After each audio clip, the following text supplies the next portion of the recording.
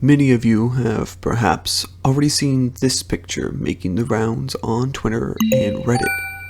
A giant skeleton in the rocks fighting off a snake. Or perhaps you've seen other archaeological photographs or historical pieces showing something similar.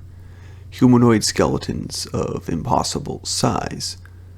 It makes one ponder the possibility that we as humans might not have been the only of our type on this planet of ours.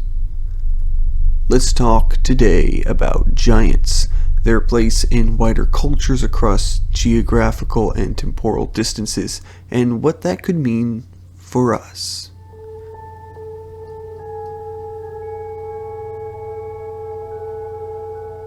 The concept of a giant, a human-like or pseudo-human being of immense size, they tend to invoke ideas of awe, terror, and the concept of human mortality and fragility in the presence of mightier beings. Usually, giants are considered the antagonists in many of our tales, the monster to be defeated, or the brute to be outsmarted. Other times, they can be portrayed as amiable to humans and integrating with good faith, though this is the minority of such stories. Almost all pantheons of gods are shown as giant beings, humans of huge proportions, making us look meager and small in comparison, a measure of mortal man against the powerful divine.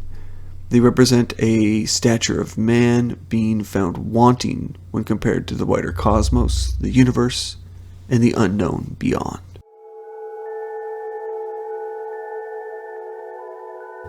Giants and the ideas of such creatures like dragons, the undead, griffins, and others are not limited to one culture or location. There are sprinklings of this concept across the world in many forms and flavors. The Greeks have the Cyclops, one-eyed giants who are put to work by Zeus to forge his divine thunderbolts. The most famous of such creatures being Polyphemus from Homer's Odyssey. The Greeks also have the Titans, gigantic beings who preceded the Olympian gods. Notable amongst them is Atlas, who holds up the sky, Prometheus, who gave humans fire, amongst others. The Norse mythology have an entire realm of giants, Jotunheim, home of the Jotnar, frost giants. They're powerful and often malevolent giants of Norse stories such as Ymir, the first frost giant and whose body was used to construct Midgard, the realm of humans.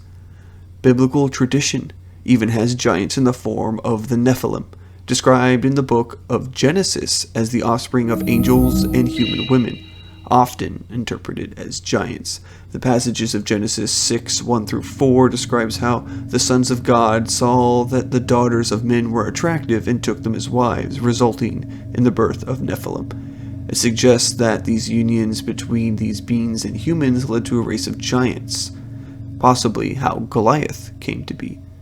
The Nephilim idea is further supported by the Book of Enoch, an ancient Jewish text, though not included in the Bible canon of most Christian traditions, expands on the story. It describes the fallen angels, the Watchers, who descend to earth and father giants with human women. The Book of Enoch provides more details about the nature and deeds of the Nephilim.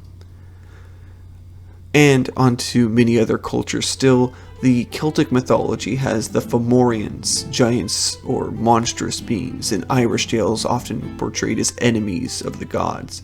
Native American mythology had the Ea, giants in the mythology of the Hopi people. Even modern-day tall tales has the giant Paul Bunyan, lumberjack of the frontier. And what does science say? Well, we know of Gigantopithecus, a distant cousin of ours dating back as early as 200,000 years ago. These creatures would have been over 600 pounds, towering towards 10 feet tall. Certainly giant by human standards.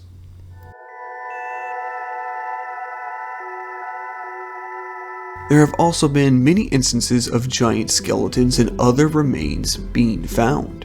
And of course, some scandals of institutions or governments performing a cover-up. In 2022, the Smithsonian was discovered having destroyed remains of giants to avoid reveal.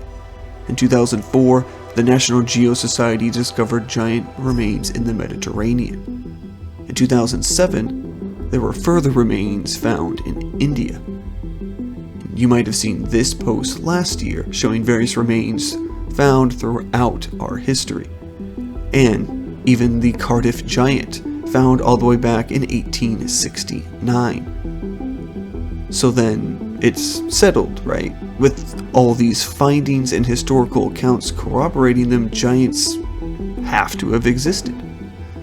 Well, that Smithsonian story, it was just a Photoshop. The National Geo story, also a hoax. The findings in India, a fake. The various findings, also fake. If the post origins didn't make that obvious.